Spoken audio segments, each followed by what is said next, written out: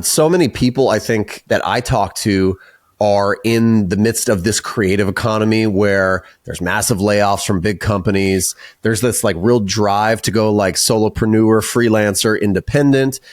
You figured out how to make that switch. Was that by accident? Did you just fall into freelancing and doing kind of solo work? Or what was the real genesis or catalyst for you, like moving from agency work and all that kind of stuff into kind of working for yourself and by yourself? Yeah, it was 100% accident.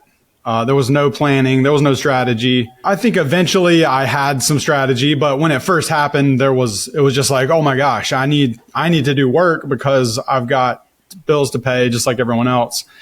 And so even my first quote unquote full-time job out of college was a contract position that I was going to every day, working about 40 hours a week, like it was a day job. And I thought it was cool because I was a contractor. I was, full-time freelance, but I was really working a day job and paying my own taxes and didn't have any benefits. But in my mind, I was like, oh, I've got so much freedom. And there was a time where I was only working 4 days a week. And then I had a day to myself to like really pursue other like opportunities, freelance opportunities. And it was kind of during that time when that job got a little tumultuous and it wasn't clear of how long that was going to last, that I started, looking around for other opportunities, putting my work online. And this is back in 2008, 9, 10, back when Twitter was just barely getting started. So like Instagram was nothing but photos and like old filters. Like it wasn't that easy to be, the solo creator. Not that it's easy today, but it was a lot different back then. And so that's why the agency route ended up working for me, because I actually got contacted by recruiters, whether it was like they found my portfolio online. A lot of them were based in Atlanta, which is like right near where I live. And they would ultimately, pretty standard for agencies to sell more work than they're able to produce on their own. And so they have to rely on contractors to kind of expand and collapse based on the amount of workload. And so I guess I happened to be in the right place at the right time. And I always did the best work that I could possibly do and try to communicate really, really well.